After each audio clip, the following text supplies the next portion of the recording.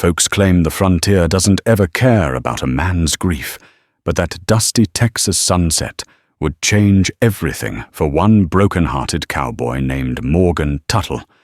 His world had shattered like a cheap whiskey bottle when his young wife was laid in the cold ground months earlier. Now each silent dawn found Morgan more hollow, his ranch echoing with ghosts of laughter he'd never hear again. Yet fate stepped off the Santa Fe Railroad one scorching day, wearing the kind of secrets only a woman too old for marriage might carry. By sundown, Morgan's life would twist beyond all reckoning, proving the West always saves its fiercest storms for broken men and desperate hearts. Morgan Tuttle stood on the edge of his ranch, the warm wind blowing across barren acres of dust and cacti, with the sun's rays setting alight the cracked earth. The land was as empty as he felt. Not too long ago he had held the hand of his beloved wife, Ellie, as she clung to life in their small, clapboard house. A fever had come upon her like a thief in the night, stealing her breath and leaving him with a heart that refused to mend. The funeral had been short. Ellie was buried under a stunted mesquite tree near the ranch house. Every dawn, Morgan visited that lonely spot with a coffee cup in hand, sipping in silence, as if waiting for a spectral conversation that never came. His dog Rusty whined quietly at his side, the only real friend left in Morgan's life. Days blurred into weeks, and a quiet gloom settled in. He took to ignoring the curtains, leaving them drawn against the harsh sunlight. Neighbors kept their distance out of respect, or perhaps fear for grief, as a way of making a man unpredictable. Morgan's ranch hands drifted away little by little, until only old Toby remained, an ex-Confederate soldier who limped but knew every inch of the land. Morgan used to ride to the outskirts of town for supplies once a week, but now he only went to the feed store every 2 or 3 weeks, buying just enough to keep himself and Rusty alive. The stares and whispers in the small settlement of West Oak Flats pricked at him, so he kept to himself. The local blacksmith, Carter Brown, always tried to chat him up. But Morgan was hardly a talker these days. He was a ghost among the living, but life in the Wild West never sits still for a grieving heart. The Atchison-Topeka and Santa Fe railway line had recently been extended, stopping at a brand new station in West Oak Flats. Rumor had it that the line would bring more business, maybe a saloon or two, and certainly fresh folks from the East Morgan had no interest. The world could spin all it wanted. His had stopped. It was near midday, when Morgan first heard the rumble of the locomotive's whistle echoing across the plains. A wisp of smoke rose from the new station. Toby, who had been out mending fence posts, nudged Morgan in the arm. "Train's here," the older man said, half grinning, as though the arrival of something new might stir the widower from his gloom. Morgan gave a half nod, patting Rusty's head. "Let it come," he said. "I ain't waiting for it." Toby removed his battered hat, ran a weathered hand through wiry grey hair, and placed the hat back on. "Could be you need a change," he said gently. "Ellie wouldn't want you to wither out here in the dust." At the mention of Ellie's name, Morgan tensed, but inside he knew Toby spoke plain truth. Ellie had been the lively one, always dragging Morgan into the fray of social events, insisting he dance, even if he had 2 left boots. She would have hated to see him become a hermit. Yet the idea of mixing with folks at the new station or in town made his heart weigh heavy. He didn't know how to be that man anymore. Still, fate works in strange ways. That day Morgan's old wagon needed a new part, and Toby insisted on driving him into town. "No sense letting the wheels fall off just 'cause your heart's broken," Toby murmured, trying to lighten the mood. Morgan merely shrugged, He loaded a small crate of farm goods to barter with the blacksmith, harnessed up his mare, and set out with Toby riding beside him. The closer they got to West Oak Flats, the more they heard the din of the bustling new station. People in fancy clothes hopped off the trains, peddlers hawked trinkets, and travellers stepped onto the dusty road with wide eyes, scanning for lodging or, in some cases, marriage prospects. As Morgan pulled up near the feed store, he couldn't help but glance at the scene. A handful of mail-order brides, their heads modestly covered in bonnets, waited on the station platform. He'd heard about such arrangements, desperate women from the East seeking a new life, willing to wed a rancher or miner in a single handshake if it meant security. He thought it strange, but then again, nothing in the West was truly normal. Among them was a woman who stood out because of her stance, older than the others. Her posture stiff and wary, like she'd seen her share of troubles. She wore a plain brown dress and clutched a single small trunk. A young station clerk barked at her in frustration, apparently trying to direct her to a boarding house. She responded with a composed politeness that only seemed to make the clerk more exasperated. Morgan felt a tug in his chest. Not attraction exactly, but a kind of empathy. Ellie had been judged for her plain looks. Once, too, everyone said Morgan could have done better for himself, a more typical West Texas beauty. But Ellie's heart had been golden. He saw that in this stranger's eyes a certain glimmer of perseverance, a gentleness in the midst of chaos. He quickly busied himself stepping off the wagon to tie the mare. Toby, noticing Morgan's gaze, smirked. "Fancying a new bride, are we?" Morgan gave him a dark look. "Don't be a fool." He snapped more harshly than he intended. "I'm just curious." Yet deep down, the first flicker of interest of life ignited in Morgan's chest for the first time since Ellie's passing.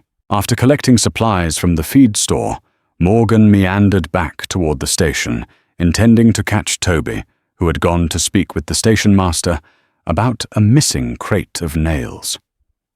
He found Toby still haggling with the man, leaving Morgan to stand awkwardly near a row of benches. The older mail-order bride remained on the platform trunk at her feet. She looked lost, scanning each face in search of someone. A quiet voice told Morgan to approach her, though he didn't know why. Perhaps he recognized the loneliness in her stance. He cleared his throat. "Mom, you look like you need help," he said softly. She turned, startled, but managed a polite smile. Her face was lined with experiences instead of youth, and a few strands of grey peeked through her auburn hair. "I suppose I do," she said, her voice careful. "I was to be met here by a Mr. Hemsworth. But he never arrived. I may have to find shelter at Miss Harriet's boarding house, if it's still open." Morgan had heard of Mr. Hemsworth. He was a gambler with a ranch that was rumoured to be near bankruptcy. Possibly he had changed his mind about a wife once her age came up. This notion churned an unexpected anger in Morgan's stomach. What kind of man leaves a lady stranded like that? "My name's Morgan Tuttle," he said, touching the brim of his hat. "Sorry about your predicament." She nodded, stepping closer. "Annabelle DeWitt." She introduced herself. "I appreciate your concern." "Mr. Tuttle?" Morgan studied her for a moment, noticing the faint tremble in her hand. "If you need help getting to Miss Harriet's, I can show you the way he offered towns new to you." I figure Annabelle's eyes flooded with relief. That would be most kind. But as Morgan turned to help her with her trunk, he heard a pair of young cowboys standing on the corner, snickering. "Look at that old maid," one whispered to the other. "She's got to be past her prime, must be desperate." They laughed under their breath, but loud enough to be sure she heard Morgan's jaw clenched. A protective fury rose in him, but Annabel steadied him with a gentle hand on his wrist. She whispered, "Let it be Mr. Tuttle." No sense stirring trouble. The softness of her voice shocked him, almost as much as her unwavering calm. He gave a curt nod, lifted her trunk and guided her away from the station. Toby, finishing his argument with the station master, called after Morgan. "Meet you at the wagon in a bit." Morgan waved an affirmative too, focused on leading Annabel to worry about Toby's quizzical stare. The walk to Miss Harriet's boarding house was short, but felt momentous in Morgan's mind. Perhaps it was how Annabel carried herself, or the strange comfort he took in her presence. She was clearly older than the usual mail-order brides, likely in her mid-40s. That alone set tongues wagging among the local men, many of whom wanted younger wives to rear children. But Morgan sensed there was more to Annabel than a ticking clock. A story lingered in her quiet eyes, one that might parallel the tragedy haunting his own. Morgan led Annabel to Miss Harriet's modest two-story boarding house on Main Street. The porch creaked beneath their feet as Morgan set her trunk down. Before he could knock, the door swung open. "Well, you must be Annabel," Miss Harriet exclaimed with a warm smile, ushering her inside. She greeted Morgan, noting his rare appearance in town with a knowing look. "Been a while, Mr. Tuttle." Inside, the air smelled of lavender and fresh bread. Annabel offered a quiet thank you, admitting her situation was uncertain. Harriet reassured her with motherly ease, showing her to a prepared room upstairs. Morgan hesitated at the door. "If you need anything, Mum, don't hesitate," he said softly. Annabel smiled, her eyes filled with gratitude. Just then, Toby arrived to remind Morgan of the storm rolling in and the uncovered feed sacks. As they walked back, Toby nudged "nice woman," that Annabel Morgan grunted, but the spark in his chest was undeniable. Something about her stayed with him long after they'd left the house. That night, the rains arrived in a torrent. Morgan sat by the fireplace, half listening to the thunder, half lost in thought. He should have been worrying about the leaky barn roof, the horses in the stable. Instead, his mind drifted back to Annabel's face. She carried something intangible in her eyes. Sorrow, yes, but also a resilience that reminded him of Ellie. He tossed another log on the fire, scolding himself. He had no right to think of Annabel in the same breath as Ellie, his departed wife. Yet the notion of returning to that lonely bed, night after night, became unbearable all of a sudden. The future loomed like the storm outside, dark and roaring, but perhaps not without promise. Morgan dozed off in the armchair, only to jerk awake from a nightmare. Ellie's voice called to him from the grave. Something about how he was letting life slip by. He rose at first light, determined to ride into town again. Maybe Toby was right. Maybe he needed to step out of his own grave before the earth swallowed him whole. At sunrise, Morgan returned to Miss Harriet's boarding house under the pretense of checking on Annabel. Harriet, always cheerful, pulled him inside before he could make excuses. Annabel was already at breakfast, dressed simply but neatly sipping coffee alone. She greeted Morgan with a gentle smile. "I didn't expect to see you again so soon." Morgan awkwardly explained he just wanted to make sure she'd weathered the storm. As they sat together, the conversation turned to Mr. Hemsworth. Annabel admitted she hadn't heard from him and suspected he'd changed his mind due to her age. Morgan scowled. "Then you're better off," she confessed. Her funds were limited, and without marriage she might be forced to leave. Despite her calm words, Morgan saw the worry in her hands as they trembled around her cup. They spoke quietly about her past as a governess, her dismissal, and the reasons that brought her west. Morgan felt a growing connection, an understanding between two people set adrift. When he left, Morgan couldn't stop thinking about her, Something unspoken lingered in the air, and it felt like the start of something neither of them fully understood, yet neither wanted to walk away from word travels fast in a small town. By midday, whispers circulated that Morgan Tuttle, the grieving widower, had been seen conversing quite intimately with the older mail-order bride. The blacksmith Carter Brown teased Morgan when he came by for horseshoes, moving on from sorrow so soon. Carter asked with a wink, Morgan scowled, and left without responding. Even Toby, who had encouraged him, threw him a questioning look. "You sure you're ready for that kind of step?"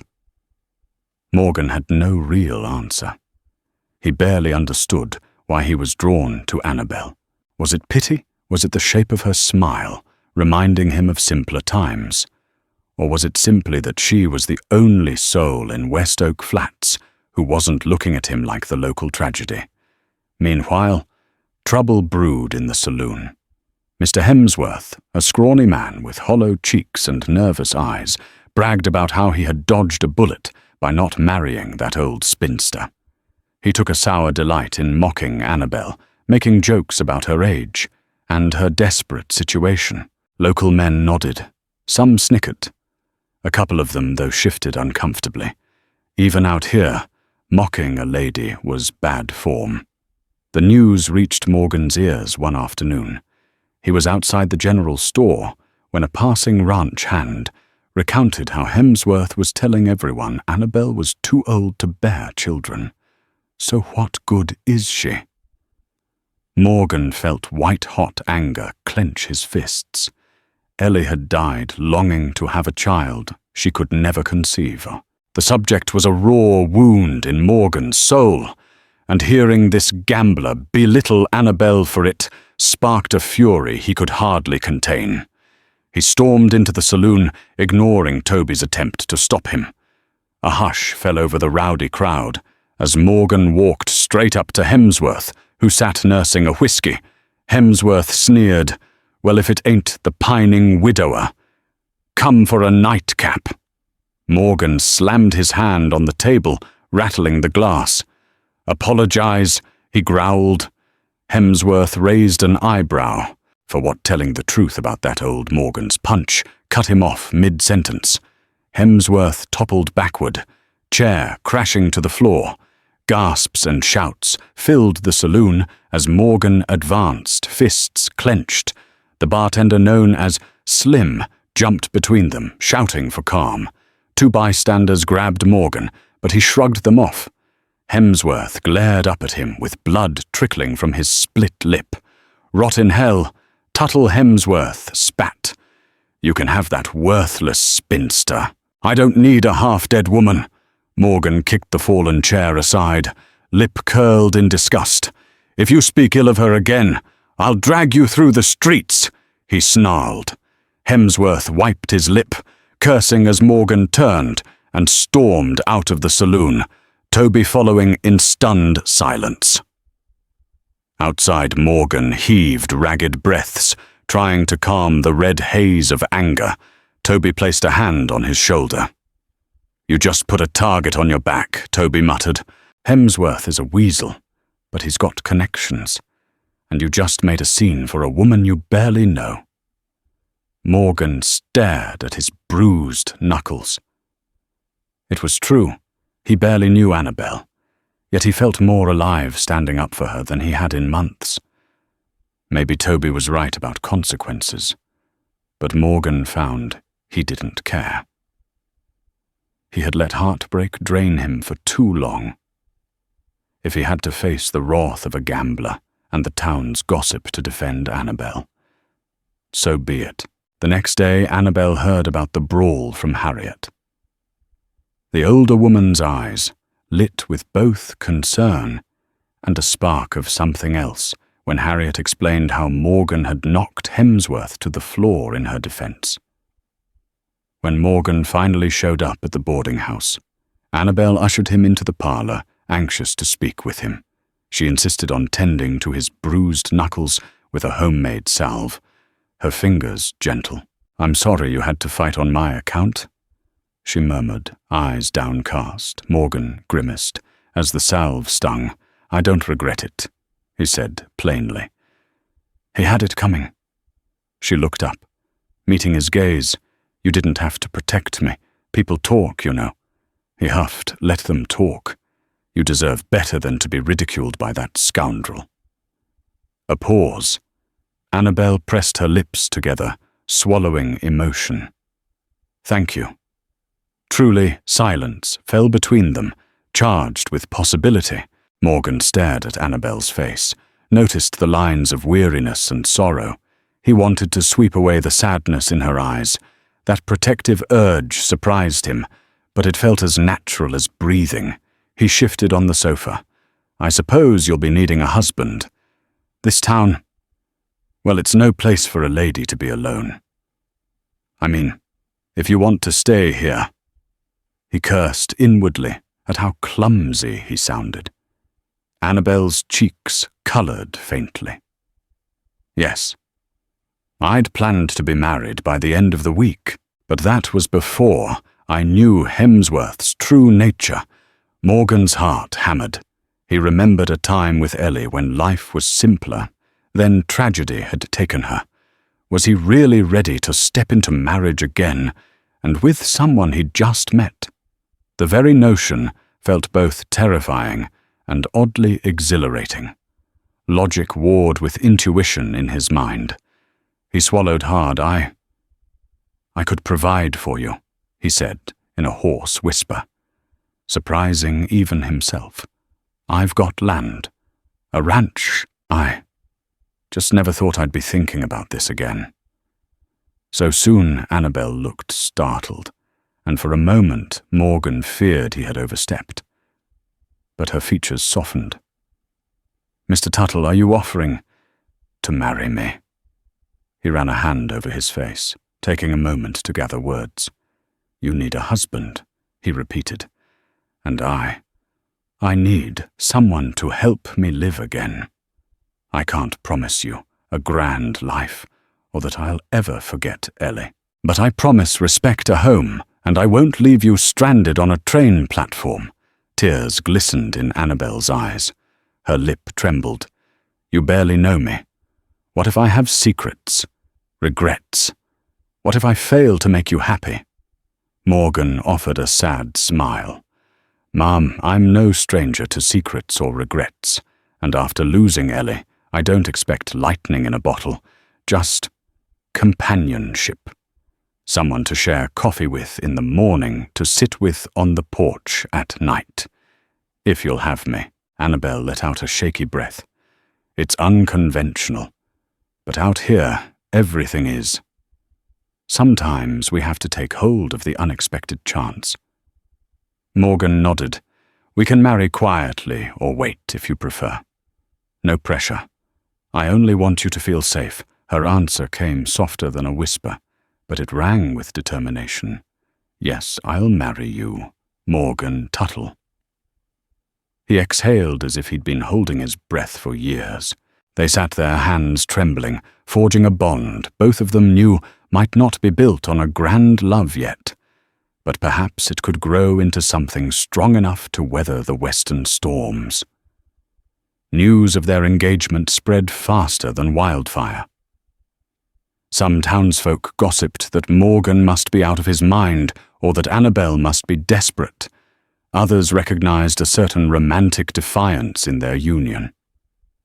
Miss Harriet fussed happily, offering her parlor for a small ceremony if they wished. Toby teased Morgan about waiting at least until the weekend, but Morgan insisted they marry sooner. Tomorrow at sunset, he declared, "I've wasted enough time in this life." Not living, Annabel agreed. She confided that part of her wanted to remain cautious, to wait for a sign that this was right. But the West was an unpredictable place, and waiting often meant losing out on what you needed most. The memory of Hemsworth's abandonment spurred her forward as well. She would choose a man who defended her. Not one who left her in the dust. Morgan found Reverend Humphreys, an elderly preacher, who traveled between local towns, staying in West Oak Flats for a few nights. The Reverend agreed to perform the ceremony on short notice, though he raised a brow at the speed. Marriage is no trifling matter. Mr. Tuttle Morgan stood firm. I know. But time can't always be measured in days. Sometimes you just know. Preparations were hasty. Harriet and a few boarders pitched in to decorate the small chapel at the edge of town. Toby, reluctant but loyal, helped Morgan press his best suit, one Ellie had sewn for him long ago. Morgan swallowed the pang of memory, but resolved not to hide from it. Life and death both shaped him, and he would carry Ellie's memory into this new chapter. Not bury it. A blazing sun hung low in the sky as the townsfolk gathered outside the modest chapel. The heat of the day had relented, just enough to allow a gentle breeze to rustle the mesquite trees. Morgan stood at the altar, the hollow feeling in his chest, a swirl of nervousness and fleeting guilt. Was it truly right to marry so soon? Could he love Annabel the way she deserved? Still, he set his jaw determined to see this through. At last, Annabel appeared in the doorway, escorted by Harriet. She wore a simple cream dress that Harriet had refitted for her, the lace modest and well-worn. And yet Morgan thought she glowed with a quiet grace he had rarely seen. The crowd hushed, and the golden light of sunset bathed her figure in warm tones. She took her place beside Morgan, meeting his eyes with a tremulous smile. The Reverend spoke of partnership, of forging a new beginning despite heartbreak and hardship. Morgan's mind drifted to Ellie's face, soft, kind. He silently asked her forgiveness, hoping she understood why he had to move forward. Perhaps in some other realm, Ellie might be glad he wasn't destined to walk the rest of life alone. When it came time to say vows, Morgan spoke plainly, but from the heart. Annabel, I can't promise you a perfect life, but I vow to protect you, to respect you, and to walk with you through every storm. I was a broken man. You remind me how to breathe again. Annabel wiped a tear. Her voice steady, despite her trembling lip. Morgan, I come to you with little more than my name. I've known sorrow and disappointment, yet you've shown me kindness in my darkest hour. I promise to stand by you, to share my heart, and to face the unknown with hope. The Reverend declared them husband and wife, just as the sun dipped below the horizon, painting the sky in fiery oranges and pinks. Applause erupted among the small congregation. Harriet dabbed her eyes with a handkerchief. Toby tried to hide his own emotion. Even the blacksmith, Carter Brown, nodded approvingly. Morgan leaned in, pressing a chaste kiss to Annabel's lips, the first gesture of intimacy they'd shared. Their union was sealed, and for a moment the whole world paused in that red-gold twilight. Morgan felt, perhaps for the first time in months, a sense of gentle peace. After the ceremony, Harriet hosted a modest reception in the boarding-house parlor. Townsfolk sipped punch and nibbled on sweet biscuits. Annabel beamed with gratitude, fielding well-wishes from people she barely knew. Morgan, never the social butterfly, stuck close to her side.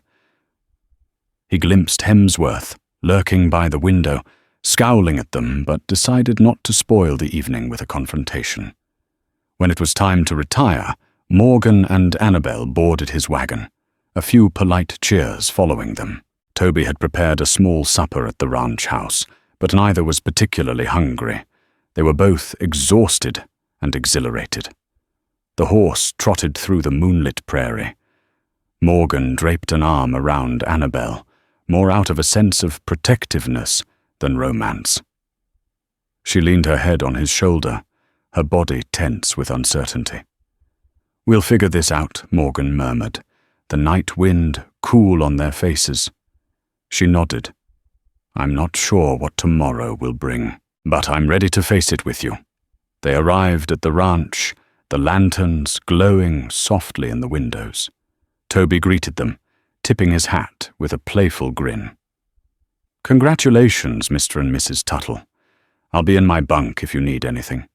He ambled off, leaving Morgan and Annabel standing alone in the warm light of the living room.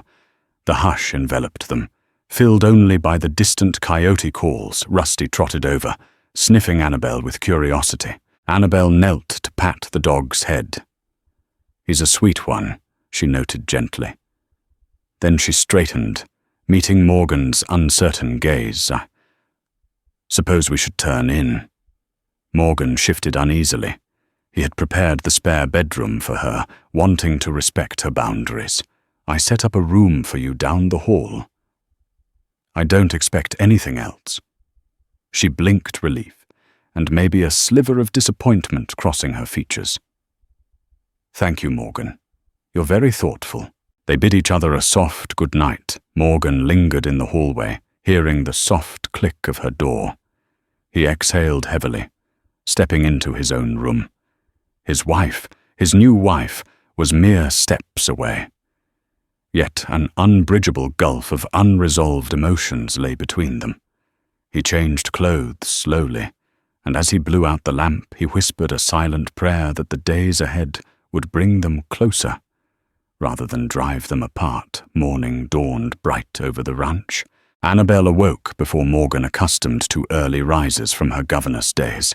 She carefully folded the sheets and made the bed a domestic routine that grounded her anxious heart. Taking a breath, she moved to the small kitchen area where Toby sat sipping coffee. He tipped his hat. "Mornin', Mrs. Tuttle." Toby greeted with a grin. "How'd you sleep?" Annabel offered a polite smile. "Well enough, thank you." She began preparing breakfast, surprising Toby with her efficiency. Soon bacon sizzled in a cast-iron skillet, and the aroma drifted through the house. Morgan wandered in, hair unkempt from sleep, looking both startled and comforted by the scene. Annabel offered a timid smile. "I hope you don't mind me cooking," she said, Morgan's heart twisted in gratitude. Ellie used to do the same. I appreciate it. Thank you." He sat at the table, Toby across from him, neither man quite knowing what to say. Eventually, Toby cleared his throat and excused himself to feed the horses, leaving the newlyweds alone. Annabel served Morgan a plate. He nodded thanks. They ate in near silence, both conscious of the significance of sharing this first meal as husband and wife. Morgan noticed her hands still trembled slightly, and he reached out, covering one with his calloused palm. "Annabel, if you're uneasy, we can—" She shook her head gently. "I'm all right. It's just—" "New." Morgan mustered a small smile. "We'll go at whatever pace you need." He was about to say more when Rusty started barking wildly outside. Morgan leapt to his feet, peering through the window. Out on the horizon, a lone rider galloped toward the ranch, trailing a plume of dust. Morgan's jaw tightened as the rider drew close enough for them to identify him. Hemsworth Morgan met Hemsworth out in the yard. Toby at his side, Annabel hovered on the porch, apprehension brewing in her chest. Hemsworth dismounted, spitting at the ground. "You got yourself a wife?" "Tuttle," Hemsworth sneered. "Enjoy her while you can. I want compensation for the contract. I put down for that mail-order bride. It was $50 to the broker. Since you took her, you owe me." Morgan's fists clenched. "I owe you nothing. You abandoned her." Hemsworth's face twisted with malice. "Then I'll take it another way. You see the bank's about to foreclose on my land, but maybe I'll just have to weasel a claim on your place." He gave a sly grin. "I hear you're still grieving your precious Ellie. Might be your ranch's finances are in trouble too." Toby bristled, stepping forward. "You come onto Mr. Tuttle's property with threats." "You better be ready for a fight," the old soldier growled. Hemsworth let out an ugly laugh. "Calm down, old man. I just came to remind Tuttle that the West ain't big enough for all of us. I'll have my due. One way or another." With that, he swung back onto his horse, casting a lecherous glance at Annabelle on the porch. "Hope the old spinster's worth it," he sneered and spurred his horse away. Morgan fought the urge to chase him down and knock him senseless, but Toby placed a hand on his shoulder. "That man's poison. Let him stew in his own filth." Annabelle hurried down the steps, heart pounding. "Morgan, are we in trouble?" "Is Hemsworth going to—" Morgan exhaled, trying to mask his fury. "He's all bark, but I don't trust him." The memory of Hemsworth's gambler grin gnawed at his nerves. He turned to Toby. "Keep an eye on the ranch. We'll ride into town to talk to the sheriff if needed." Inside, Annabelle paced, wringing her hands. "Morgan, I don't want to bring you hardship, if my presence is causing all this." He silenced her worries by pulling her into a gentle embrace. It felt odd at first. He hadn't held a woman since Ellie. But when Annabelle's head came to rest against his chest, something inside him softened. "We'll face this together," he murmured. "We made vows. I'm not turning away." She nodded against him, letting out a shaky breath of relief. In the days that followed, Morgan and Annabelle settled into a routine. She cooked, tidied the house, and learned the lay of the ranch, while Morgan and Toby tended the livestock and fields. Despite the scorching sun and the relentless dust, there was a budding sense of shared purpose. But a storm brewed on the horizon, and not just the literal kind. Hemsworth was spotted in the saloon several times, spewing venom about Morgan. Rumors spread that he was trying to get the local bank manager to strong-arm Morgan out of his property. Morgan had never been behind on payments, but the ranch's yield had been poor since Ellie's death. Toby's limp and advanced age limited their output, and Morgan had let repairs slide due to his grief one evening. Morgan and Annabelle sat on the porch, watching the sunset, color the sky a brilliant crimson. He couldn't shake the feeling that something was about to go terribly wrong. The land was quiet, too quiet. A hawk circled overhead, as if scouting for tragedy. Annabelle placed a hand on Morgan's arm. "You're troubled." He nodded, deciding honesty was best. "Finances are tight. I never told you how much this ranch was struggling after Ellie. I just couldn't manage it all alone. Now Hemsworth's running around like a rabid dog, and if he can find a way to sabotage me, he will." She laced her fingers with his. "I might not be the strong ranch hand you need, but I can do paperwork, budgeting. Let me help Morgan." Blinked paperwork. She managed a thin smile.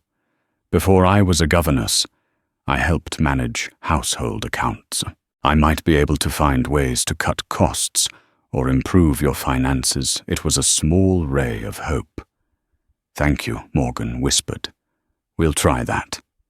He leaned back against the porch railing, feeling the warmth of her presence. Day by day they were forging a quiet companionship. They hadn't spoken of love, but there was an undeniable closeness. Maybe in time it would grow. For now they needed to brace for the battle brewing with Hemsworth. A few nights later, trouble arrived under cover of darkness. Toby was the first to smell smoke. He roused Morgan, shouting, "Fire! The barn's on fire!" Morgan scrambled from bed, throwing on boots and a shirt, Annabelle on his heels. Out the window, he saw orange flames dancing against the night sky. The barn where they stored hay and kept some horses was ablaze. Toby and Morgan raced outside, grabbing buckets from the well. Annabelle ran after them. The heat was intense sparks flying into the dry night air. They formed a frantic bucket line, but the flames were too strong. Horses whinnied in panic from inside. Morgan's heart hammered as he rushed to free them. Toby pulled open the barn door, letting 2 horses bolt out. But the flames roared, cutting off Morgan's path to the others. He coughed smoke, filling his lungs. A beam crashed from the ceiling, nearly pinning him. Toby yanked him back just in time. Annabel screamed for them to get out. Morgan staggered away as the entire structure began to collapse in a hellish inferno. By the time the sun crested the horizon, the barn was reduced to smouldering ash. 3 horses had perished, as did precious feed supplies. Morgan's hands shook, tears burning his eyes.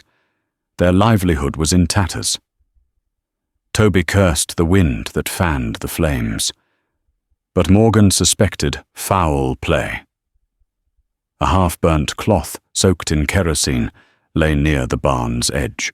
Hemsworth's name hovered on everyone's lips, unspoken, but obvious. Annabel gently placed a hand on Morgan's arm. "What do we do now?" Morgan swallowed, chest tight. "We rebuild, we have to. We can't let Hemsworth break us." Yet, in the pit of his stomach, he feared Hemsworth had already succeeded in crippling them financially. Morgan rode into town that morning, Toby and Annabel staying behind to salvage what they could. The stench of smoke still clung to his clothes. He marched straight to the sheriff's office, eyes blazing with fury. Sheriff Norton was a stoic man with a drooping mustache. Morgan explained everything: the threats, the suspicion that Hemsworth might have set the fire. The sheriff listened quietly. Then he sighed. "I can't accuse a man without proof. Morgan Hemsworth's slippery. He's got himself a lawyer from Austin. We'd need witnesses or hard evidence." Morgan balled his fists. "So that's it. He can burn down my barn and walk away." Sheriff Norton frowned. "I'll pay him a visit, see if I can rattle him. But be careful, Morgan. If Hemsworth is behind this, he won't stop. Keep a watch on your ranch." Morgan slammed the door on his way out, frustration boiling over.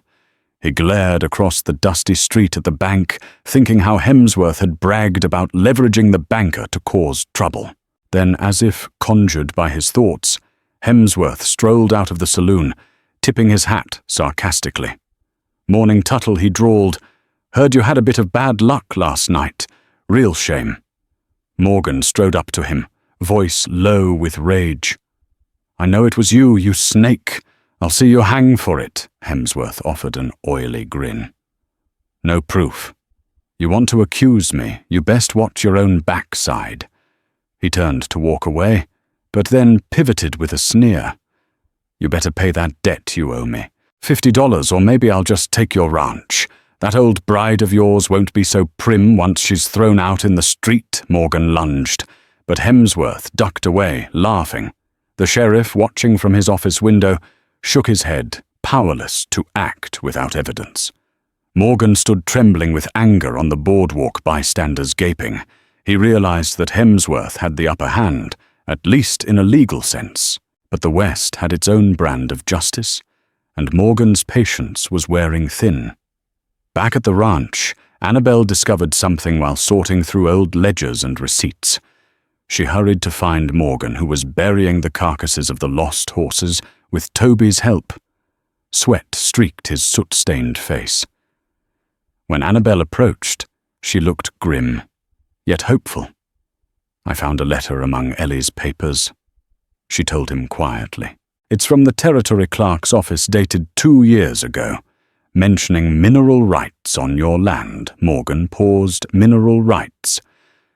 She nodded. "It says here that a geological survey indicated potential silver deposits along the western edge of your property.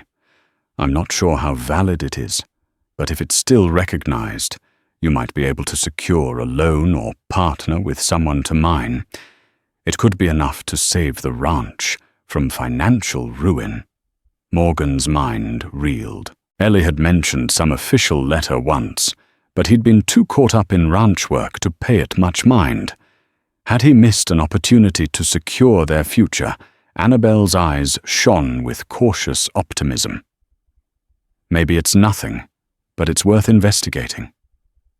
Spurred by this glimmer of hope, Morgan rode to see the local land clerk the next day. The clerk rummaged through dusty files and found the official record. Indeed, the land was flagged as having potential silver, though no formal claim had been filed to extract it.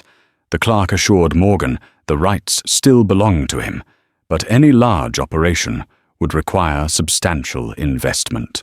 Morgan returned, slightly encouraged. Hemsworth's sabotage, ironically, might have been the push Morgan needed to seek new avenues of survival. But how to raise funds for mining when the bank might be under Hemsworth's thumb? While Morgan weighed his options, Annabel proved her worth in more than domestic matters. She penned letters to a distant cousin in Philadelphia who had connections to investors. Maybe they could come to an arrangement. Toby insisted the hills on that side of the ranch were rich with quartz veins. Silver wasn't impossible. Days turned to a week. The barn rubble was cleared, Toby working tirelessly, despite his limp, and Morgan feeling a renewed spark of determination. Annabel, for her part, never stopped encouraging him. Their tentative bond grew stronger, with each passing day, each quiet evening on the porch, and every glance that lingered a second longer than before. Yet Hemsworth lurked in the shadows, waiting. One afternoon, a letter arrived from the bank. Morgan was called to appear, regarding an overdue payment. Puzzled and alarmed, Morgan rummaged through his records. He was sure he'd paid everything, but the letter insisted otherwise. Storming into the bank, Morgan confronted the manager, Mr. Gladwell. The man wrung his hands nervously. "I'm sorry, Mr. Tuttle," he stammered, "but according to our accounts, you're behind. If you can't produce the funds by month's end, we'll have to start foreclosure proceedings." Morgan's temper flared. "You know I paid up. Where's my receipt?" Gladwell shifted eyes, darting. "The record shows no payment, unless you can show proof of a deposit." "I'm sorry," Morgan realized that Hemsworth had likely manipulated the bank records, or bribed Gladwell. Without a receipt, perhaps lost, or never issued. Morgan stood on shaky ground. He left in a fury, vowing not to lose his father's ranch. To a cheat, Annabel observed, Morgan's anger simmering, threatening to boil over. Late one night she found him in the parlor, pacing. He rarely slept these days. She offered him tea, which he accepted grudgingly. "Is it all lost?" she asked softly. Sinking onto the settee, Morgan shook his head. "I won't let it be. But short of gunning Hemsworth down, I don't see how to stop him." He paused, guilt twisting in his gut. "I'm sorry, Annabel. I promised you a secure life, and I've delivered chaos." Her eyes were warm with empathy. "I told you before, I've known hardship. And there's something I need to tell you, Morgan." He tensed. "What is it?" She set her teacup down, fingers trembling. "My first husband, I never told you about him. He died decades ago. He was killed in a duel." Morgan's brow furrowed. A duel. She swallowed hard, tears glistening. He was gambling debts. He got into a confrontation and someone shot him dead in the street. I was left penniless. That's how I ended up as a governess. I've been running from that life, ever since, trying to start fresh. A heavy silence. Morgan realized she, too, had scars that ran deep. "I'm sorry you went through that," he said gently. She nodded. "Seeing what Hemsworth is doing, it reminds me of that old life. I'm terrified you'll be hurt or that you'll get drawn into violence you can't escape." Morgan placed a hand over hers. "The West is a rough place. I'd be lying if I said I don't want to face Hemsworth in a fight. But I won't leave you alone and destitute like your past." She gave a shaky smile. Then promise me we'll find a way without bloodshed." He exhaled. "I promise I'll try. But if Hemsworth forces my hand—" Annabel closed her eyes, leaning against Morgan's shoulder. They sat in the hush of the night, both wounded by memories, but bound by the vow to survive. As the month's end approached, Morgan faced imminent foreclosure. No word had come from Annabel's cousin. Toby was desperate, suggesting they round up the local ranchers to force Hemsworth out of town. Morgan resisted, not wanting to drag others into a private feud. Then one morning, a letter arrived from Austin. It bore the seal of a small mining company.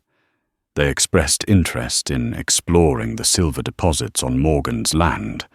Though they wanted to send a representative to negotiate, hope flared in Morgan's chest. If they could sign a contract quickly, he could secure enough of an advance to pay the bank and salvage the ranch. But Hemsworth had other plans. Word reached him that Morgan might strike a deal. At dusk, he and 2 hired thugs rode onto Tuttle land guns at their hips. Toby spotted them first, hobbling hurriedly toward the house to warn Morgan, but the men overtook him. One thug knocked Toby to the ground, ignoring his cries of protest. Annabel was inside, stoking the hearth, when Hemsworth barged in. She let out a startled scream as he grabbed her arm, pulling her close. The stench of whiskey clung to him. "Where's Tuttle?" he snarled. "We're settling this now." Morgan appeared in the doorway, rifle in hand, eyes blazing. "Let her go!" he growled. Hemsworth smirked, tightening his grip on Annabel. "Pay me what you owe, or I burn this house to the ground, with her in it." Morgan aimed the rifle. "I owe you nothing. You want to fight, you have it, but let her go." Tension crackled like lightning. One of Hemsworth's thugs circled behind Morgan, but Toby, bruised and furious, tackled the goon, driving him into a cabinet. The second thug lunged for Morgan's rifle. The two grappled the weapon, firing wildly into the ceiling, sending plaster raining down. Annabel twisted free from Hemsworth's grip, shrieking for help. Hemsworth slapped her hard, sending her sprawling. Morgan roared in fury, kneeing the thug aside and swinging the rifle butt at Hemsworth. A chaotic brawl ensued. Furniture overturning, glass shattering. Toby wrestled one goon to the floor. Annabel scrambled to the corner, blood trickling from her lip. Finally, Hemsworth pulled a revolver from his belt. Morgan froze as the gambler aimed it at his chest. "You should have given me the money." Hemsworth panted, eyes wild. "Now I'll take this ranch and that old bride of yours," and a thunderous shot rang out. For a moment, Morgan thought Hemsworth had fired, but as Hemsworth staggered, blood blossoming on his shoulder, it became clear that someone else had pulled the trigger.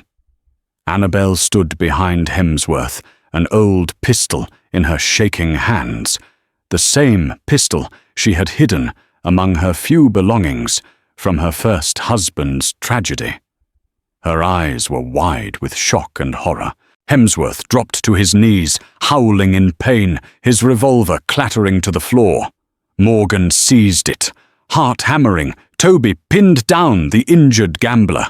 Blood spread across Hemsworth's shirt. "You shot me!"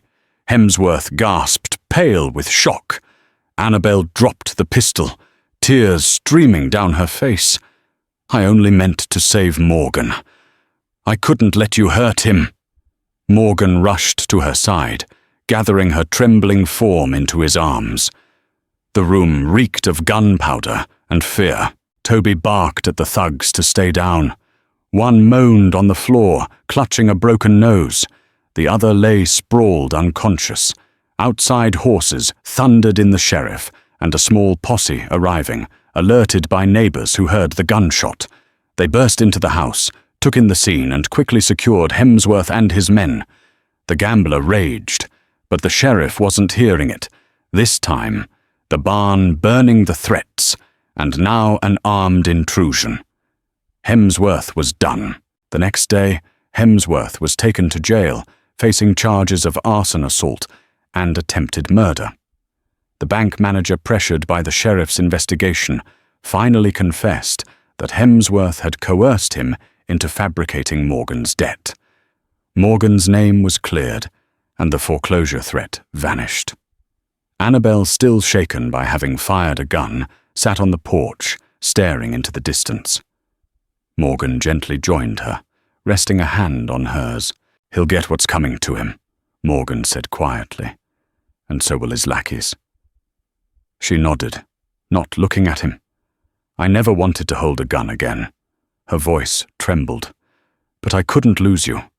Not after everything." Morgan squeezed her hand. "You saved my life." Tears welled in her eyes. "I don't know what this makes me.